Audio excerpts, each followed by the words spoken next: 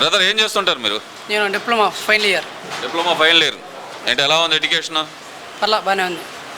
నేను మరి గడిచిన 3 సంవత్సరాలు డిప్లొమాకి ఫీజు రియంబర్స్మెంట్ వచ్చినాయా మీకు? అంటే ఒక 1 ఇయర్ పడింది, సెకండ్ ఇయర్ పడలే. ఇంకా అదేంటి ఒకసారి పడింది. అందరికీ ప్రతి సంవత్సరం ఇచ్చాను అన్నాడు కదా జగన్మోహన్ రెడ్డి, నువ్వు పడలేదంటే? ఒకసారే పడింది సెకండ్ ఇయర్లో, మిగతా 3 సార్లు పడలా. ఏదో 3 సార్లు పడలా, ఏదో 3 క్వార్టర్లు పడలేదాక. నేను ఉన్నట్టయితే క్వార్టర్ బటన్ నొక్కేవాడిని నీ పాటికి అంటున్నాడుగా, మరి ఇంకా మరి ఆ క్వార్టర్ల బటన్ ఎందుకు నొక్కలేదంటావు? లేదు పడలేదు. ఇళ్ళ పట్ట పెట్టుకున్నా కానీ రాలా మాకు. 3 సార్లు పెట్టుకున్నా 3 సార్లు రాలా. 3 సార్లు రిజెక్ట్ చేశారు. రీజన్ ఏం చెప్పారు మరి? ఏమో అని చెప్పి పెట్టామన్నారు, వచ్చిద్ది అన్నారు, రాలా. 3 సార్లు రాలా. ఇళ్ళ పట్ట పెట్టుకున్నాం. మరి గవర్నమెంట్లో ఏమన్నా అవకాశం ఇస్తే పెట్టుకుంటాం. కొత్త గవర్నమెంట్లో ఏదైనా అవకాశం ఇస్తే పెట్టుకుంటాం. మరి వాళ్ళ అన్న క్యాంటీన్కి ఏంటి పరిస్థితి? అలా భోజనం బాగానే ఉంది. 5 రూపాయల కంటే ఏమొస్తుంది, ఒక కప్పు టీ కూడా రాట్లాగా. 5 రూపాయల కడుపు నిండా భోజనం వస్తుంది. ఒక కూర, సాంబారు, పెరుగు, పచ్చడి వేస్తున్నాడు. కడుపు బిర్రుగా అన్నం తినొచ్చు. అంతకంటే ఏం కావాలా? మరి జగన్మోహన్ రెడ్డి ఏమో నేను విద్యార్థుల కోసం, నేను పేద విద్యార్థుల కోసమే బతికానని చెప్పాడు కదా మరి జగన్మోహన్ రెడ్డి. మరి మీకు ఎందుకని రాలేదంటారా బటన్ నొక్కిన డబ్బులు? ఇప్పుడు యాక్చువల్గా ఇది నేను ఫైనల్ ఇయర్ చదువుతుంది. 2 ఇయర్స్ పూర్తిగా కంప్లీట్ అయిపోయింది. థర్డ్ ఇయర్ కూడా అయిపోతుంది ఇంకా 2 మంత్స్లో. ఓన్లీ నాకు పడింది ఒక 1 ఇయర్ ఫుల్గా పడింది. సెకండ్ ఇయర్లో ఒకసారి పడింది అంతే. ఇంకా 3 సార్లు పడలా. ఫస్ట్ ఇయర్లో అయితే మళ్ళీ వస్తే ఏమైనా ఉంటుంది, అదైతే పడింది ఒక్కసారే. అవి వల్ల మళ్ళీ ఏంది అసలు? నువ్వు చెబుతున్న లెక్క ఒకటి ఉంది, మరి మన జగన్మోహన్ రెడ్డి చెబుతున్న లెక్క ఒక లెక్క ఉంది. ఎవరి లెక్క కరెక్ట్ అనుకోవచ్చు అంటారు? కొంతమందికి పడి కొంతమందికి పడలా. మ్యాక్సిమం అయితే ఒక 40% మందికి పడినాయేమో. 40% అంతే. 100కి 40 మందికి అంతే. మిగతా 60 మంది ఏం చేయాలి? ఏదో ఒక రీజన్ పెట్టి మీకు ఆ ఇల్లు ఉందానో లేకపోతే పొలాలు ఉన్నాయనో ఏదో ఒకటి వంగ చెప్పి తీసేశారు చాలా వరకు. అది మరి ఇప్పుడు ఏమంటావు? మరి కొత్త ప్రభుత్వం వచ్చి 60 రోజులు అవుతుంది. ఈ ప్రభుత్వం తీసుకున్న నిర్ణయాలు ఎలా అనిపిస్తున్నాయి మీకు? మరి ఇప్పుడు నిదానంగా స్కీమ్స్ స్టార్ట్ చేస్తున్నాడు కాబట్టి, ముందన్న క్యాంటీన్లు స్టార్ట్ చేశాడు, ఓకే బాగానే ఉంది. అలానే నిదానంగా స్టార్ట్ చేస్తాడు. అమరావతి పనులు కూడా స్టార్ట్ చేశాడు. పర్లా గవర్నమెంట్ రాగానే ఎమ్మటే అధికారంలోకి వచ్చింది. మీకు ఎలా ఉపయోగపడుతుంది అమరావతి పనులు స్టార్ట్ చేస్తే కనుక? మీకు ఎలా ఉపయోగం ఉంటుంది అంటే ఇప్పుడు ఇదివరకు ఆంధ్రాకి మనకి క్యాపిటల్ అనేది ఇదివరకు ఉంది ఆ ప్రభుత్వం ఉన్నప్పుడు. మళ్ళీ వైఎస్ జగన్మోహన్ రెడ్డి వచ్చిన తర్వాత 3 క్యాపిటల్స్ అన్నాడు, అటు అన్నాడు, ఇటు అన్నాడు, మనకి ఏది జరగలా కదా. ఇప్పుడు ఈ గవర్నమెంట్ రాగానే ఏముంది మనకి, అమరావతి పనులు స్టార్ట్ చేశాడు, మొదలుపెట్టాడు. అంటే డిప్లొమా అయిపోయిన తర్వాత మీకు రాజధాని వల్ల ఎలాంటి ఉపయోగం జరగబోతుంది అనుకోవచ్చు అంటారు? అంటే ఇండస్ట్రీస్, కంపెనీస్ రావచ్చు, మాకు జాబ్స్ కూడా రావచ్చు.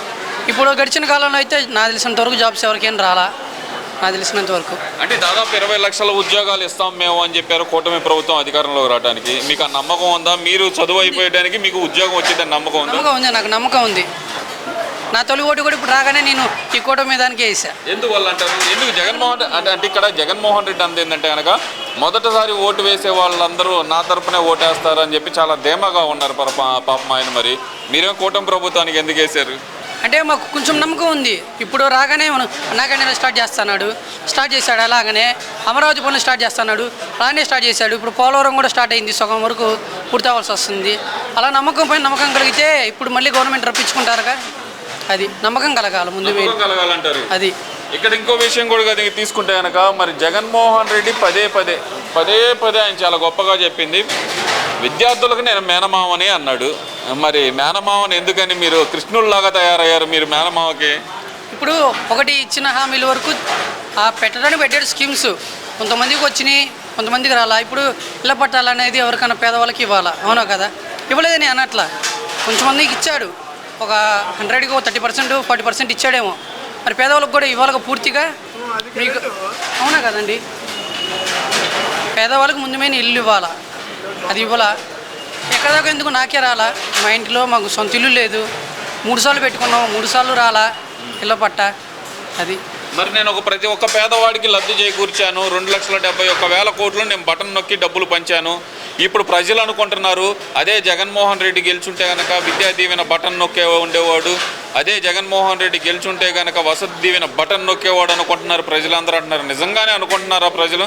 ఇప్పుడు అదేనేది ఉంటే ఇప్పుడు ఈ 3 ఇయర్స్ అయిపోయేలోపు అమలు అందరికి పడాలిగా. మనం అనుకున్నట్టే ఇప్పుడు ఫస్ట్ ఇయర్ పడినాయి, అలానే సెకండ్ ఇయర్ కూడా పూర్తిగా వేస్తుంటే ఆ నమ్మకంతో వేసేవాళ్ళేమో. అది మైనస్ పాయింట్. అది సరే, ఇక్కడ ఇంకో విషయం కూడా తీసుకుందాం. మీరు ఇంత కాన్ఫిడెంట్గా చెప్తున్నారు కాబట్టి ఇంకో విషయం కూడా తీసుకుందాం. వై నాట్ 175 జగన్మోహన్ రెడ్డి ఇచ్చిన స్లోగన్.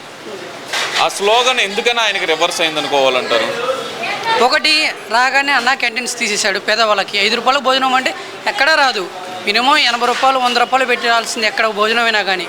5 రూపాయలకు బయట టీ కూడా అట్లా చూసుకుంటే మనం 10 రూపాయలు పెడితే టీ అట్లాంటి 5 రూపాయలకి మనం భోజనం తింటున్నాం అంటే ఇప్పుడు ఈ చంద్రబాబు కారణమేగా, ఈ గవర్నమెంట్ కారణం వల్ల తింటున్నాం. 5 రూపాయలు అన్నం ముష్టి అన్నం అని చెప్పి అంబటి రాంబాబు మాట్లాడుతున్నాడు. అలాగే వాళ్ళ ఎమ్మెల్యే ఎవరో ఎర్రగొండపాలెం ఎమ్మెల్యే కూడా ముష్టి 5 రూపాయలు అన్నం వేసి దానికే బిల్డప్ చేస్తారు ఏంది అనే మాట అయితే మాట్లాడుతున్నారు కదా. మరి అదే ఆ గవర్నమెంట్లో చేసినా కానీ వాళ్ళకైనా కానీ మరి వచ్చేదేగా. ఇప్పుడు అన్నం పెట్టాలనుకుంటే ఆ గవర్నమెంట్ కూడా పెట్టచ్చు, పేదలకు పెట్టాలని అనుకుంటే. మరి ఎందుకు పెట్టాలా? నోటికాడ అన్నం తీసేసినట్టేగా, పేదవాళ్ళకి 5 రూపాయలకు భోజనం తీసేసినట్టేగా. అదే వాళ్ళైనా పెట్టుంటే ప్రజలు ఇబ్బంది పడకుండా ఉండేవాళ్ళు. నాకైనా తీసేసి డబ్బులు వేసాను కదా, అంతకు మించి ఏం కావాలి పేదలకు అంటున్నారు కదా. ఇప్పుడు మనం ఎంత డబ్బులు ఉన్నా కానీ డబ్బులు తినగలవా? తినలేంగా. భోజనమేగా తినేది. మనం ఎంత సంపాదించుకున్నా కానీ దేనికోసం? ఈ ఒక ముద్ద కోసమేగా మనం సంపాదించుకునేది, ఎంత డబ్బు అయినా కానీ. అంటే ఇప్పుడు నేను అడిగేది ఏంటంటే కనుక జగన్మోహన్ రెడ్డి ప్రతి పథకానికి వాళ్ళ తండ్రి గారు పెట్టారు, రాజన్న అన్నారు, లేదంటే రాజశేఖర్ అన్నారు, ఇవన్నీ పథకాలు పెట్టారు. మరి క్యాంటీన్స్కి కూడా రాజన్న క్యాంటీన్ అని పెట్టేసి పేదలకు భోజనం పెట్టవచ్చు కదా. ఆయన ఎందుకని పెట్టలేకపోయారు? ఆయన మనసులో ఎందుకని ఈ ఆలోచన రాలేదంటారు? అది ఏమన్నా ఎఫెక్ట్ చూపిందంటారా ఓటమితోటి? 100% చూపింది. ఇప్పుడు రాగానే ఇదివరకు వైఎస్ఆర్ ఆసరా, వైఎస్ఆర్ ఆరోగ్యం మిత్ర అలా ఉన్నాయి. చాలా వరకు పేర్లు మారినాయి.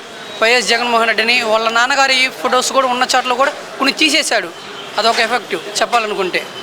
అది అంటే ఈ అన్న క్యాంటీన్లో మాత్రం జగన్మోహన్ రెడ్డి ఓటమిలో ఒక పాత్ర పోషించారు. ఒక పాత్ర అన్న క్యాంటీన్ అయితే నాకు తెలిసినంత వరకు ఒక పాత్ర పోషించింది. దేనికంటే పేదలకి అన్నం తీసేయడం అనేది అది మంచి విషయం కాదు. మరి మీ విద్యార్థులు కూడా ఎందుకని జగన్మోహన్ రెడ్డికి ఈ పరిస్థితి తీసుకొచ్చారు? మరి 11 సీట్లకు ఎందుకు తీసుకొచ్చారంటారు? అంటే ఒకటి మాకు ఇస్తానన్న చెప్పినవి కూడా ఒకసారి ఇచ్చి ఒకసారి లేకుండా మేము ఇబ్బంది పడ్డాం. ఎగ్జామ్స్ దగ్గర రాగానే కాలేజ్ వాళ్ళు ఏం చేస్తారు, ఫీజు కడితేనే హాల్ టికెట్స్ కూడా ఆపేస్తారు. అది అంతా తెలిసిన విషయమే. అలా మా తల్లిదండ్రులు బయట అప్పు తీసుకొచ్చి హాల్ టికెట్లు తీసుకునే పరిస్థితి కూడా మేము వెళ్ళాం. అదే మెయిన్ ఎఫెక్ట్ అంటారు. స్టూడెంట్స్ని అలా చేయటం అదొక ఎఫెక్టివ్. అన్నా క్యాంటీన్లు ఇదొక ఎఫెక్టివ్. ఇదొక బాగా నాకు తెలిసినంత వరకు ఈ ఎఫెక్టివ్ చూపించినాయి. Okay brother, thank you.